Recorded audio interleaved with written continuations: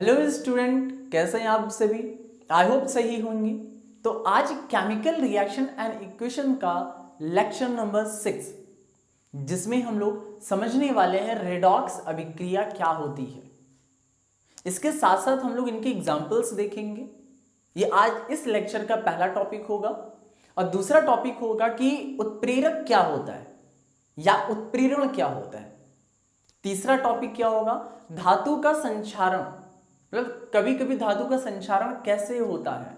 और एक last topic और पढ़ना है हम लोग को, विकृत गंधित। अब ये क्या होता है, तीन सबको डिटेलमेंट में पढ़ने वाले हैं। तो हम लोगों ने लास्ट लेक्चर नंबर 5 में हम लोगों ने क्या पढ़ा था, जो हमारी बची हुई 3 केमिकल रिएक्शंस के टाइप्स थे। कौन कौन से थे, अगर देखा होगा आपने तो याद होगा, विस्थापन अभिक्रिया, और जो हमारी नेक्स्ट थी ऊष्माक्षेपी और ऊष्माशोषी अभिक्रिया, और एक लास्ट मैंने पढ़ाई थी ऑक्सीकरण और अपचयन अभिक्रिया। अगर आपने इस टॉपिक को नहीं देखा है तो पहले आप उसे देख लें। मेरे कहने का एक ये भी रीजन है कि यहां पर जब रेडॉक्स रिएक्शन हम लोग देखेंगे तो उसमें ऑक्सीकरण और अपचयन अभिक्रिया की जरूरत पड़ेगी, क्योंकि वहां पर मैंने बहुत अच्छे से डिटेल से समझा रखा है। तो चलिए स्टार्ट करते हैं। मेरा नाम है वैभव चौरसिया, मैं आपका स्वागत करता हूं आपके अपने ही चैनल बीटा सर्कल पर। तो चलिए गाइस, अब हम लोग देखते हैं रेडॉक्स अभिक्रिया। रेडॉक्स अभिक्रिया मतलब रेडॉक्स रिएक्शन। इसी को आप ऑक्सीकरण अपचयन अभिक्रिया भी कह सकते हो। मैंने ऑक्सीकरण और अपचयन अलग अलग पिछले लेक्चर में मैंने समझा रखा है। अगर आप लोगों ने नहीं देखा है तो YouTube में आप सर्च कर लें केमिकल रिएक्शन 05 बीटा सर्कल।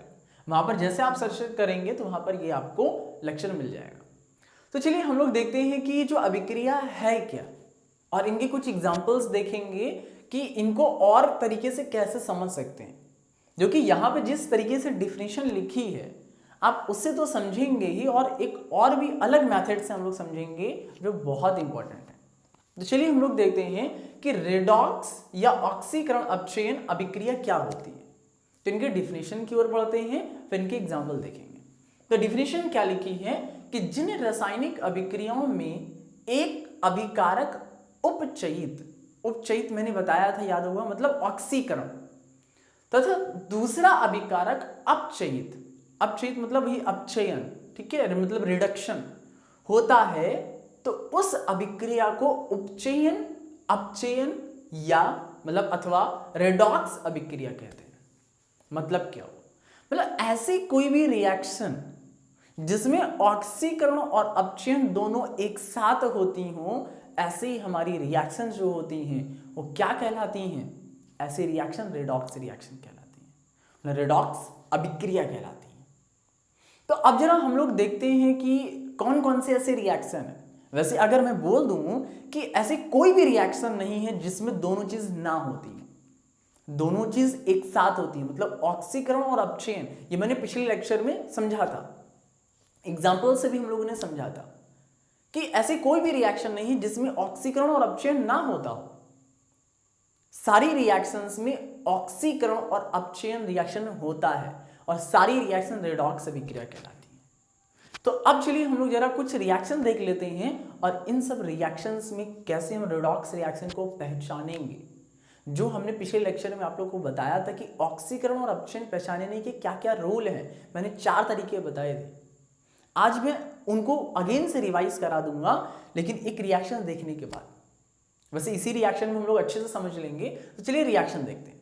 तो रिएक्शन क्या लिखी है कि जिंक की अभिक्रिया अगर कॉपर सल्फेट के साथ कराते हैं, जिंक की अभिक्रिया कॉपर सल्फेट के साथ कराते हैं, तो यहां पर जिंक सल्फेट बनता है। जिंक सल्फेट मतलब ZnSO4, और कॉपर बाहर निकल जाता है। तो हमारी एक सिंपल सी रिएक्शन है।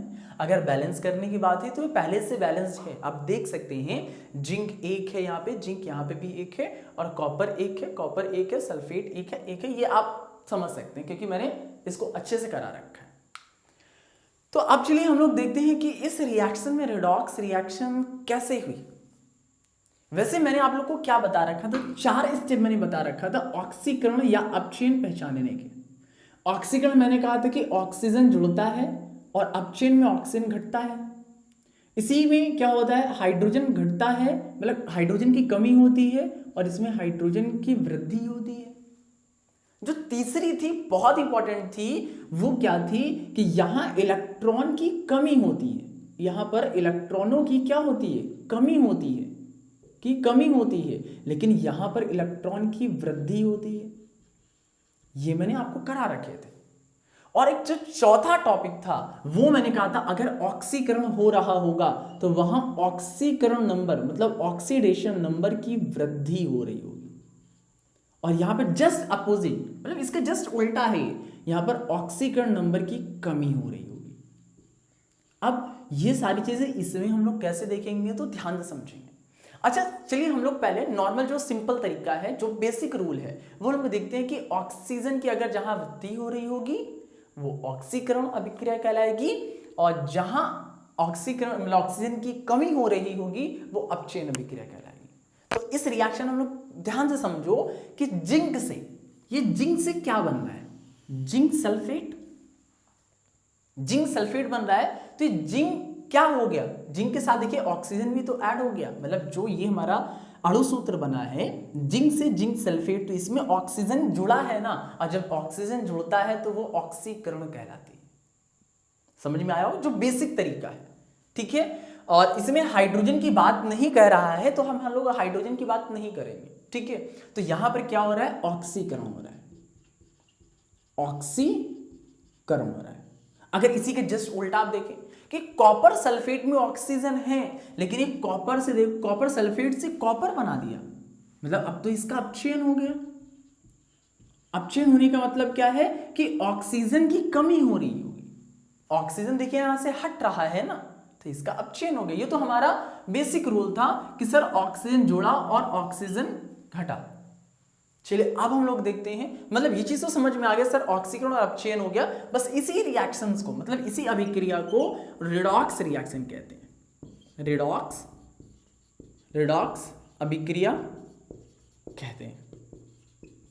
तो बहुत ही सिंपल है कि जिस भी अभिक्रिया में ऑक्सीकरण और अपचयन होता हो उसे हम रिडॉक्स अभिक्रिया कहते हैं। लेकिन ये तो चलो ठीक है, हम बेसिक चीज से समझ गए, लेकिन अब हम लोग जरा ये इलेक्ट्रॉन की कमी कैसे हो रही है, यहां पर हम लोग को दिख थोड़ी ना रहा है सर इलेक्ट्रॉन की कमी हो रही है, तो ये हमने लास्ट लेक्चर में समझ रखा था। लेकिन यहां पर देखते हैं कि ये Zn से ZnSO4 बना रहा है, और ये जो कॉपर सल्फेट है, कॉपर सल्फेट से क्या बना रहा है, कॉपर बना रहा है, मतलब CuSO4 कॉपर सल्फेट से ये कॉपर बना रहा है, ठीक है।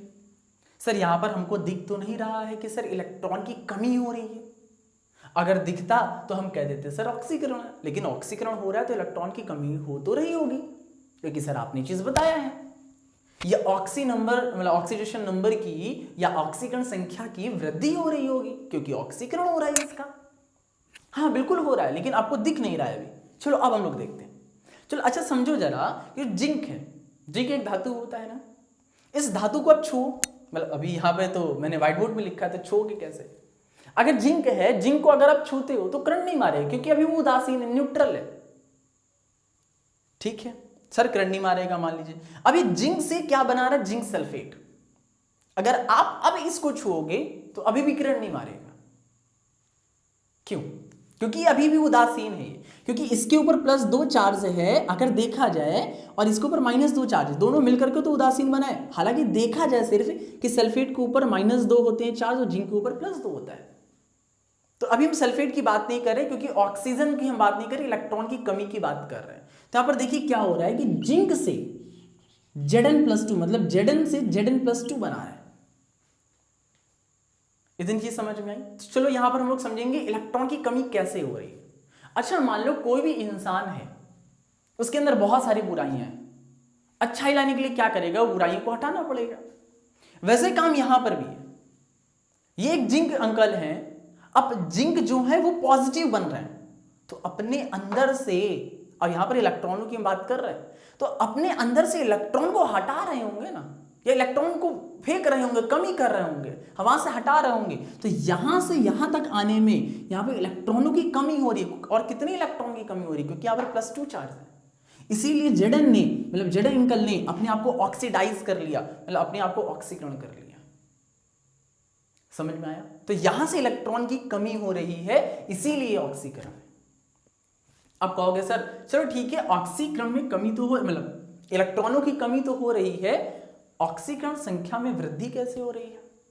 ऑक्सीकरण संख्या मैंने आपको बताया था पिछले लेक्चर में कि ऑक्सीकरण संख्या होती क्या है। कोई भी हमारा जो तत्व या परमाणु है, जिस अणु सूत्र से लगा था और जिसका आप निकालना चाहते हो ऑक्सीकरण संख्या, उस परमाणु के चारों तरफ जो भी हमारे परमाणु है उसको हटाने के बाद उस परमाणु पे जितने चार्ज होंगे उसी को तो हम ऑक्सीकरण संख्या कहते हैं। वैसे Zn है, अभी इसके ऊपर कोई ऑक्सीकरण संख्या नहीं है, मतलब 0 है। यहां पर क्या है, Zn के ऊपर +2, तो 0 से क्या बन रहा है, +2 बन रहा है। तो क्या इसकी ऑक्सीकरण नंबर में वृद्धि नहीं हो रही? अरे 0 से +2 बढ़ रहा है, इंक्रीज ही तो हो रहा है, तो ऑक्सीकरण में मतलब ऑक्सीकरण नंबर में संख्या में वृद्धि तो हो रही है। तो ये हमारा टॉपिक था ऑक्सीकरण, जो कि हमने अच्छे से समझ रखा है। अब अपचयन की बात करते हैं। सर इसका अपचयन कैसे हो रहा है? हम लोग इलेक्ट्रॉन की कमी से देख रहे हैं या इलेक्ट्रॉन की वृद्धि से देख रहे हैं? चलो इसमें देखते हैं। यहां पर क्या है कि जैसे कॉपर सल्फेट है, अगर आप इसे अभी छुओ तो करंट नहीं मारे क्योंकि न्यूट्रल है। न्यूट्रल क्यों? अगर देखा जाए यहां पर तो सल्फेट के ऊपर -2 होता है और कॉपर के ऊपर +2 चार्ज होता है। अभी तो न्यूट्रल है क्योंकि +2 -2 मिल करके न्यूट्रल उदासीन बन जाते हैं। इतनी चीज सर समझ में आई। जब ये कॉपर सल्फेट कॉपर को बना रहा है तो अभी भी अगर आप इसे छुओगे तो करंट नहीं मारेगा, ठीक है, क्योंकि अभी भी ये उदासीन है। तो लेकिन यहां से देखा जा रहा है ऑक्सीजन की हम बात ही नहीं कर रहे हैं, हम लोग इलेक्ट्रॉन की वृद्धि या कमी की हम लोग बात कर रहे हैं। तो यहां पर क्या हो रहा है, कॉपर +2 से कॉपर बना रहा है, Cu बना रहा है। इतनी चीज समझ में आई? चलो अब हम लोग देख रहे हैं कि सर यहां पर पहली चीज आपको तो समझ में आ रहा है कि सर यहां से यहां तक आने मतलब इसका अपचयन हुआ है। अपचयन हुआ है तो सर अपचयन जब होगा तो इलेक्ट्रॉन की वृद्धि होगी, क्योंकि आपने बताया इलेक्ट्रॉन की वृद्धि कैसे होगी। देखो अगर मान लो कि एक इंसान है बहुत अच्छा है, ठीक है, और वो बाद में वो खराब हो गया। खराब होने का मतलब क्या है, उसके अंदर से अच्छाइयां चली गई। अच्छाइयां अच्छा चली गई तो क्या वो बुराइयां तो लेकर के आएगा ना। बुराइयां लाने का मतलब क्या है, केमिस्ट्री में इलेक्ट्रॉन को लेकर के आया। अच्छा इलेक्ट्रॉन को लेकर के आया तो वही तो देखिए ना, अभी कॉपर प्लस थे, पॉजिटिव थे, अब वो नॉर्मल बन गए। अपने अंदर से जो अच्छाइयां उसको हटा दिया, मतलब बुराइयां लेकर के आ गए। मतलब यहां पर जो है इलेक्ट्रॉनों की वृद्धि हो गई है, ये अपने अंदर इलेक्ट्रॉन लेकर के आए। तो देखिए क्या इलेक्ट्रॉन की वृद्धि नहीं हुई है यहां पर? देखिए बहुत सिंपल सा कॉन्सेप्ट है, अगर आप समझो तो समझ में आएगा। तो आई थिंक ये चीज समझ में आया होगा आपको। तो ये हमारा बात हो गई किसकी, इलेक्ट्रॉन की वृद्धि की। तो सर अब जरा बात कर लेते हैं ऑक्सीकरण नंबर की कमी की, कि ऑक्सीकरण नंबर में कमी कैसे हो रही है। देखिए कॉपर के ऊपर कितने चार्ज हैं, +2 चार्ज है, और ये +2 से क्या बना रहा है, इसके ऊपर कोई चार्ज नहीं, मतलब 0 है। तो +2 से 0 बना रहा है तो इसके ऑक्सीकरण संख्या में कमी तो हो रही है। यहां से यहां तक आने में इसकी ऑक्सीकरण संख्या में कमी हो रही है, इसीलिए अपचयन होगा। तो ये चीज समझ में आया होगा कि ऑक्सीकरण और अपचयन इन चारों मेथड से हम लोग कैसे समझेंगे। और ऐसी अभिक्रिया जिसमें ऑक्सीकरण और अपचयन दोनों हो रही हो तो इन्हें हम लोग रेडॉक्स अभिक्रिया कहते हैं। समझ में आ गया होगा। तो चलिए अब हम लोग आगे बढ़ते हैं। ये तो रेडॉक्स अभिक्रिया हम लोगों ने कर लिया है। अब हम लोग बहुत इंपॉर्टेंट टॉपिक पढ़ेंगे जिसका नाम है उत्प्रेरक। तो गाइस पहले इसका स्क्रीनशॉट ले ले, फिर आगे बढ़ते हैं। ठीक है, स्क्रीनशॉट गाइस। चलिए हम लोग देखते हैं अब उत्प्रेरक क्या है। उत्प्रेरक हमारे इस चैप्टर का एक टॉपिक है और ये इंपॉर्टेंट भी है, क्योंकि हम लोग जो रिएक्शंस कराते हैं, जो रिएक्शंस बहुत जल्दी होती हैं, उसमें भी उत्प्रेरक का बहुत कुछ रोल होता है। तो चलिए हम लोग देखते हैं वैसे उत्प्रेरक है क्या, इनकी डेफिनेशन की ओर बढ़ते हैं। तो वैसे उत्प्रेरक क्या है, लिखा है वे पदार्थ जो रासायनिक अभिक्रिया के वेग में परिवर्तित कर देते हैं। मतलब ऐसी कोई अभिक्रिया जो बहुत धीमी धीमी होती हो, मतलब अभिकारक मैंने लिया और उत्पाद बनने में बहुत टाइम लगता हो, तो एक ऐसा पदार्थ उसमें डाल दिया जाता है जिससे वो अभिक्रिया बहुत तेज होती है। मतलब उसके क्या हो गया, वेग में परिवर्तन आ गया। अभी जो बहुत धीमी धीमी हो रही थी अब वो बहुत तेज होने लगी। आगे क्या लिखा हुआ है, परंतु स्वयं को अपरिवर्तित रहते हैं, परंतु स्वयं अपरिवर्तित रहते हैं। मतलब वो जब डालोगे आप उत्प्रेरक, जो भी पदार्थ आप डालोगे वो अभिकारक को उत्पाद में बहुत आसानी से चेंज, मतलब बहुत जल्दी तो चेंज कर देंगे, परिवर्तित कर देंगे, लेकिन वो अपरिवर्तित रहते हैं, मतलब वो चेंज नहीं होंगे, वो जैसे थे वैसे ही रहेंगे।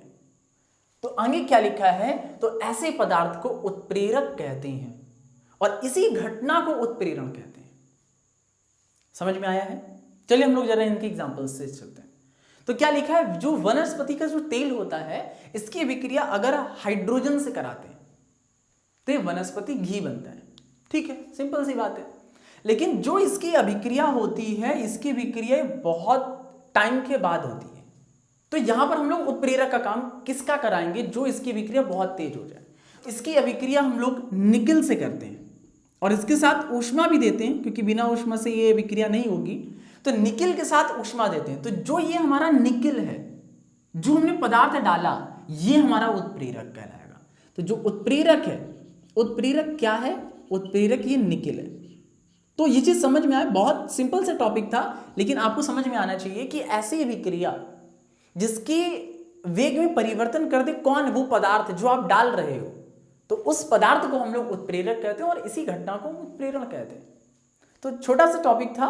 तो चलिए अब हम लोग आगे बढ़ते हैं। जो हमारा धातु का संक्षारण है, जिसे इंग्लिश में कोरोजन कहते हैं, तो पहले इसका स्क्रीनशॉट लें या नोट करें, फिर हम लोग आगे बढ़ते हैं। तो टेक अ स्क्रीनशॉट गाइस। तो चलिए अब हम लोग आगे जो हमारा नेक्स्ट टॉपिक है उसकी ओर बढ़ते हैं और इसका नाम है धातु का संक्षारण। ये धातु का संक्षारण, धातु का तो मतलब सर समझ में आता है कि मेटल, जो हमारे मेटल्स होते हैं, जैसे लोहा हो गया, चांदी हो गया, सोना हो गया, जिंक हो गया, एल्युमिनियम हो गया, ये बहुत सारे हमारे धातु होते हैं। ठीक है, लिखा है धातुओं का संक्षारण। संक्षारण को इंग्लिश में कोरोजन कहते हैं। कोरोजन मतलब होता है कि उसका खराब होना। मतलब क्या है, किसी चीज का खराब होना। संक्षारण मतलब समझ में आ गया। तो यही टॉपिक है, धातुओं का संक्षारण। जो धातु हैं हमारे, उनका खराब होना, वही कोरोजन जिसे इंग्लिश में कहते हैं। तो चलिए अब हम लोग जरा इनकी डेफिनेशन की ओर बढ़ते हैं और फिर इनके कुछ एग्जांपल्स की ओर बढ़ेंगे और फिर आगे हम लोग नेक्स्ट टॉपिक की बात करेंगे। वैसे क्या है, लिखा है कि वह रासायनिक अभिक्रिया जिसमें वायु की नमी तथा ऑक्सीजन के प्रभाव से धातुओं का क्षय या ह्रास होता है। मतलब इन्होंने बहुत अच्छे से डिफाइन किया हुआ है कि वह रासायनिक अभिक्रिया, जो भी आप रासायनिक अभिक्रिया करा रहे हो या आप देख रहे हो, जिसमें वायु की नमी, मतलब जो वायु में नमी होती है वो, और ऑक्सीजन के प्रभाव से, मतलब जो भी अभिक्रिया आप देख रहे हो उसमें वायु की नमी और ऑक्सीजन के प्रभाव से उस धातु का क्षय, मतलब जो भी मतलब जो खराब होता है, क्षय मतलब खत्म होना या खराब होना, या ह्रास होता है, मतलब उस धातु का गलना या उसका धातु का झड़ना। अब झड़ने का मतलब क्या हो गया सर, जैसे लोहा है, आपने देखा होगा कि कुछ दिनों बाद उसमें जंग लग जाती है, तो धीरे धीरे जो रेडिश ब्राउन कलर की जो लेयर उसमें चढ़ जाती है, वो धीरे धीरे झड़ने लगती है, मतलब टूटने लगती है। वही आगे लिखा हुआ है कि धातु का संक्षारण कहलाता है। बहुत आराम से समझिए, बहुत ही सिंपल है और बच्चे कहते हैं कि सर ये तो बहुत ही नॉर्मल सा टॉपिक है, लेकिन एग्जाम में आता है कि धातु का संक्षारण क्या है, इसे समझाइए। तो ये डिफिनेशन आपको समझ में आई होगी। चलिए हम लोग उदाहरण से समझते हैं कि उदाहरण में हम लोग और क्या क्या देखें। जैसे आप बहुत बार देखा होगा, जैसे पहला उदाहरण लिखा हुआ है लोहे पर जंग लगना। बहुत बार देखा है कि जैसे हमने हमारे घरों में बहुत ऐसी सारी चीज़ें होती हैं, जैसे दरवाजे हो गए और जो घर की रेलिंग वगैरह हो गई, उन सब चीज़ों में कुछ टाइम के बाद क्या होता है, उसमें जंग लग जाती है। ठीक है, आगे एक है चांदी के आभूषणों पर काली परत का जमना। जैसे घर में जो आभूषण होते हैं, जो पहनते हैं, जो मतलब महिलाएं पहनती हैं, मतलब जो माता जी पहनती हैं, बहन पहनती हैं और जो हम लोग भी पहनते हैं, वो कुछ टाइम के बाद क्या होता है, उसमें एक काली परत चढ़ जाती है। तो इन दोनों में क्या हो रहा है, तो सबसे पहले जो लोहा है इसको जरा हम लोग समझ लेते हैं। लोहा जब नया लेकर के बहुत ही ज़्यादा चमकीला होता है, बहुत ज़्यादा चमकीला होता है। अब ये क्या होता है, धीरे धीरे ये क्या करता है, वायु की नमी, वायु में मतलब आप खुला ही रखोगे उसे, और वायु की नमी उसमें धीरे धीरे पड़ती रहती है और वो ऑक्सीजन से रिएक्ट करता रहता है। रिएक्ट करने पर जो धातु हमारा जो लोहा है मतलब आयरन है उसका क्षय होने लगता है या ह्रास होने लगता है। मतलब वो धीरे धीरे ऑक्सीजन की उपस्थिति में वो आयरन ऑक्साइड बनाने लगता है। आयरन ऑक्साइड का मतलब क्या हो गया, वो धीरे धीरे खत्म होने लगता है और उसमें एक लेयर चढ़ने लगती है, मतलब एक परत चढ़ जाती है, जैसे हम लाल भूरा रंग कहते हैं, मतलब रेडिश ब्राउन कलर की। और वहीं से हमारा क्या होता है, लोहा खराब होने लगता है। आगे क्या, जैसे चांदी के आभूषणों पर काली परत का जमना, ये भी क्या होती है कि हवा में जो नमी है और ऑक्सीजन है इनसे रिएक्ट करती है और इसमें भी एक काली परत चढ़ने लगती है। ठीक है। तीसरा उदाहरण क्या है, तांबे की सतह पर हरा होना, मतलब जो तांबा होता है, तांबा तो जानते ही होंगे, तांबा वो मतलब कुछ टाइम के बाद, लेकिन इतनी आसानी से हरा रंग पहले नहीं आता है। जैसे तांबा है, जब भी वो वायु की नमी से रिएक्ट करेगा या ऑक्सीजन से विक्रिया कराएगा तो सबसे पहले वो ब्राउन कलर का होता है, ब्राउन कलर का। ठीक है। और फिर धीरे मतलब कुछ टाइम और बाद डार्क ब्राउन होता है। मतलब इसके 4 प्रोसेस है, पहले ब्राउन होता है, फिर डार्क ब्राउन होता है, फिर और टाइम के बाद बिल्कुल काला पड़ने लगता है, फिर काला पड़ने के बाद वो हरा बनता है। तो ये हमारा तीसरा उदाहरण था, बहुत ही सिंपल था। आगे एल्युमिनियम धातु की चमक का कम होना। जैसे आपने बहुत एल्युमिनियम की धातु देखी होगी, जब नए नहीं लेकर के तो बहुत चमकती है, लेकिन कुछ टाइम के बाद क्या होता है, उसकी चमक कम हो जाती है। ऐसा क्यों होता है, क्योंकि जो हमारे एटमॉस्फेयर मतलब जो हमारी वायु है इसमें नमी होती है और जो ऑक्सीजन उससे रिएक्ट करने लगती है, ये हमारे धातु, तो इन्हीं का संचारण हो जाता है। ये तो हम लोगों ने बात की थी, इनका संचारण मतलब खराब होना। अब ये भी एक टॉपिक होता है कि धातु के संचारण से हम लोग कैसे बच सकते हैं, मतलब उनको कैसे बचाया जा सकता है। जैसे अगर बात कर लेते हैं कि लोहे पर जंग लगने की, तो लोहे पर जो जंग लगता है तो आप उसे क्या करते हैं कि पेंट करा देते हैं। जैसे दिवाली वगैरह में हम लोग पेंट करते हैं तो उसमें पेंट करा दिया जाता है। क्यों? क्योंकि जो नमी और ऑक्सीजन से रिएक्ट जो अभी कर रहा था वो अब उस लोहे से मतलब धातु से रिएक्ट ना करे, उस पेंट से ही रिएक्ट कर ले, उसको कोई फर्क नहीं पड़ने वाला है। तो मतलब ये चीज यही है कि लोहे पर जब जंग लगती है तो हम लोग पेंट करा दिया जाता है। ऐसे बहुत सारे आप एग्जाम्पल देखते होंगे, जैसे जो हमारे जहाज होते हैं, जो समुद्री जहाज होते हैं, वो भी तो पूरे लोहे के बने ही होते हैं। वो तो कह दो कि सर जब समुद्र में छोड़ा तो उसमें तो पानी और है, नमी है, ऑक्सीजन है, तो वहाँ तो बहुत कुछ है, तो वो तो बहुत जल्दी खराब हो जाते होंगे। तो उन पर क्या क्या कराया जाता है कि उनमें पेंट नहीं, उनमें एक दूसरी धातु की चादर चढ़ा दी जाती है। धातु की चादर का मतलब समझ रहे होगे आप, जो नमी और ऑक्सीजन से इतनी ज़्यादा रिएक्ट ना करे, क्योंकि ये बहुत ज़्यादा रिएक्टिव है। नमी से और ऑक्सीजन से बहुत जल्दी रिएक्ट करके ये अब खत्म हो जाते हैं। ऐसे क्या होते हैं, जो कम रिएक्टिव वाले होते हैं हमारे मेटल, उनकी चादर चढ़ा दी जाती है। तो यही इनको रोकने के उपाय हैं और कोई नहीं है। तो ये हमारा टॉपिक था धातु का संचारण।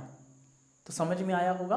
तो चलिए अब हम लोग बात करते हैं, अगला जो टॉपिक है वो हमारे इस लेक्चर का लास्ट टॉपिक है, विकृत गंधिता। क्या होता है? तो पहले वीडियो को पॉज करें और इसे नोट करें या स्क्रीनशॉट लें, फिर आगे बढ़ते हैं। टेक है स्क्रीनशॉट गाइस। तो चलिए अब हम लोग आगे बढ़ते हैं। जो नेक्स्ट टॉपिक है मतलब इस लेक्चर का लास्ट टॉपिक है, जिसका नाम है विकृत गंधिता। इसे इंग्लिश में रेंसिडिटी कहते हैं। अब ये रेंसिडिटी मतलब विकृत गंधिता का मतलब क्या होता है, तो चलिए इसे नाम से ही हम लोग समझते हैं। विकृत का मतलब क्या है? विकृत का मतलब होता है किसी चीज का नष्ट होना या खराब होना। गंधिता का मतलब होता है जो स्मेल है, किसी चीज की स्मेल जो बेकार आती है, तो वही विकृत गंधिता है। तो चलिए जरा हम लोग इनके कुछ एग्जाम्पल और इनके डिफिनेशन की ओर बढ़ते हैं तो हमें ज़्यादा अच्छे से क्लियर होगा। तो क्या लिखा है, जब वसा युक्त तथा तैलीय खाद्य सामग्री को अधिक समय तक रखा जाता है, मतलब चलिए पहले इतना मतलब समझ लेते हैं। जब वसायुक्त, वसायुक्त का मतलब क्या होता है, जो चिकनी चीज़ें होती हैं, चिकनाई जैसे हो गया हमारा मलाई हो गया और ये बहुत सारी चीज़ें हो गई, तो ये वसायुक्त यौगिक है। तो ऐसे तैली जो खाद होते हैं, तैली खाद का मतलब जो तेल वगैरह से जो बनते हैं, वो अगर सामग्री को अधिक समय तक रखा जाता है तब उसका स्वाद और गंध में परिवर्तन आ जाता है। आपने बहुत देखा होगा घर में, जैसे कोई चीज़ आप अगर वसा युक्त पदार्थ या वसा युक्त अगर आपने कोई चीज़ ली है, अगर उसको आपने ऐसे रख दी तो 1-2 दिन बाद वो खराब हो जाती है, मतलब उसके चाहे गंध में हो चाहे स्वाद में, दोनों में परिवर्तन आ जाता है। और अगर तैलीय पदार्थ हैं और उनको अगर आप रखते हो तो उसमें भी गंध और जो हमारा स्वाद है उन दोनों में परिवर्तन आ जाता है। आगे क्या लिखा है, क्यों ऐसा क्यों होता है? क्योंकि वायु के ऑक्सीजन के संपर्क में आकर जो हमारी एटमॉस्फेयर है, मतलब जो हमारे एनवायरनमेंट में वायु में ऑक्सीजन, जो ऑक्सीजन होती है उसके संपर्क में आकर तेल या वसा उपचयित हो जाता है। उपचयित का मतलब मैंने क्या बताया था, ऑक्सीकरण हो जाता है। ऑक्सीकरण हो जाता है का मतलब क्या है, जो भी हमारा वसा युक्त पदार्थ है, जो तैलीय युक्त पदार्थ है या सामग्री है, उसमें वो ऑक्सीकृत हो जाता है वायु के ऑक्सीजन से। ऑक्सीकृत का मतलब क्या होता है, ऑक्सीडेशन, मतलब ऑक्सीजन का आना। और जब कोई चीज ऑक्सीजन आती है तो उस चीज को खराब कर देती है, तो वही लिखा है हो जाता है, मतलब ऑक्सीकृत हो जाता है, जिससे उनका स्वाद और गंध बदल जाता है, मतलब जिससे उनका स्वाद और गंध बदल जाता है। इस घटना को विकृत गंधिता कहते हैं, या ऐसी जो घटना होती है विकृत गंधिता कहलाती है। अब जरा हम लोग जरा इसे रोकने के लिए कुछ चीजें होती हैं। अब जरा हम लोग कुछ एग्जाम्पल्स की ओर बढ़ लेते हैं। जैसे घर में सब्जी बनती है तो सब्जी अगर रख देते हैं तो क्या होता है, कुछ मतलब अगर आपने 1 दिन के लिए रख दी तो उसमें उसका स्वाद बहुत चेंज हो जाता है, या कभी कभी स्मेल आने लगती है, मतलब उसमें जो हमारा गंध है वो चेंज हो जाता है, खराब हो जाता है। क्यों? क्योंकि वो ऑक्सीजन से रिएक्ट कर चुका है, वो ऑक्सीकृत हो गया, मतलब उपचयित हो गया है, उसका ऑक्सीकरण हो गया है, इसलिए वो खराब हो गया। तो उसका क्या हो गया, विकृत हो गया। यही चीज है इनका एग्जाम्पल। तो यही चीज लिखा है, इसको रोकने के लिए क्या करना पड़ता है, क्योंकि ये तो चलो चीज है, हम लोगों ने बहुत एग्जाम्पल देखे हैं। इनको रोकने के लिए क्या किया जाता है, प्रति ऑक्सीकारक पदार्थ का प्रयोग किया जाता है। प्रति ऑक्सीकारक मतलब क्या है, जिसमें ऑक्सीजन ना हो, प्रति जिसमें ऑक्सीजन ना हो, ऑक्सीजन को रोकने के लिए या ऑक्सीजन को हटाने के लिए वो चीज डाल दी जाती है। प्रति ऑक्सीकारक का सबसे बेस्ट एग्जाम्पल है सिरका। सिरका जानते हो, जिसे विनीगर कहते हैं। अब विनीगर का यूज हम लोग बहुत जगह करते हैं। वैसे जो बेस्ट एग्जांपल है, जैसे घर में अचार बनता है, अचार जो बनता है तो उसमें हम लोग सिरका डालते हैं। क्यों डालते हैं? क्योंकि जो उस अचार में हम लोग तिल की मात्रा काफी होती है, तो अगर उसको ऐसे रख दोगे तो कुछ टाइम के बाद उसमें स्वाद और गंध में बहुत परिवर्तन आ जाएगा। या कभी कभी ऐसा देखा होगा कि किसी ऐसा अचार जिसमें सिरका बहुत टाइम से ना डाला गया हो तो उसमें बहुत अजीब तरीके की स्मेल आने लगती है, और अगर उसे आप खाओगे तो बहुत अलग तरीके का स्वाद या टेस्ट होने लगता है। तो वही चीज है कि अगर सिरका है आप उसमें डालते हो तो उसको क्या करती है, उसे ऑक्सीजन, और वैसे भी हम लोग उस सिरके को बहुत टाइटली बंद रखते हैं क्योंकि वो ऑक्सीजन से रिएक्ट ना कर सके, तो इसीलिए उसमें सिरका डालते हैं क्योंकि उसके स्वाद और गंध में परिवर्तन ना आ जाए। तो इसीलिए हम लोग सिरके का यूज करते हैं। जो हमारा नेक्स्ट उदाहरण है वो है नाइट्रोजन गैस। अब ये नाइट्रोजन गैस का मतलब क्या होता है, जैसे आप चिप्स वगैरह खाते हो, कोई भी रैपर, मतलब जो भी एक चिप्स खाते हो आप, चाहे अंकल चिप्स हो जाए कुछ भी है, तो उस चिप्स जब लेकर के आते हो तो आप उसमें देखते हो कि उसमें गैस बहुत भरी रहती है। तो आप सोचते हो तो जो पैसे लेते हैं वो गैस के पैसे लेते हैं, मतलब जो उसमें हवा भरी रहती है उसके पैसे लेते हैं क्या? नहीं, उसमें क्या होता है, उस रैपर में नाइट्रोजन गैस भर देते हैं। अब ऐसा क्यों होता है? अब जब भी चिप्स को पैकिंग की जाती है तो उस रैपर में ऑक्सीजन उपस्थित होता है, तो उस ऑक्सीजन को हटा करके नाइट्रोजन भर करके उसे पैक कर देते हैं, क्योंकि नाइट्रोजन जो है वो किसी भी तैलीय पदार्थ या जो हमारा वसायुक्त पदार्थ है उसको बहुत जल्दी खराब नहीं करता है।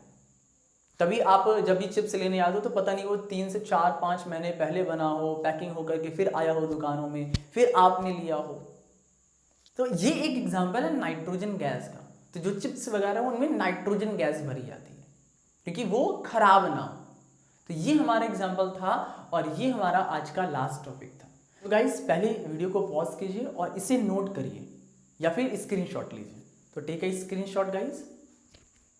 तो आज का जो हमारा टॉपिक था वो हमने बहुत अच्छे से डिस्कस किया है। अब जो हमारा नेक्स्ट टॉपिक आएगा, इस चैप्टर का लास्ट जो लेक्चर होगा, उसमें हम लोग किताब के बहुत इंपॉर्टेंट क्वेश्चंस डिस्कस करेंगे।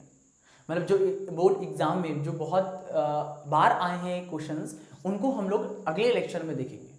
तो ये चीज़ समझ में आया होगा तो वीडियो को लाइक करें, शेयर करें और सब्सक्राइब करें और अपने दोस्तों के साथ शेयर करें, क्योंकि उनको भी अच्छे से सीखने के लिए मिल सके।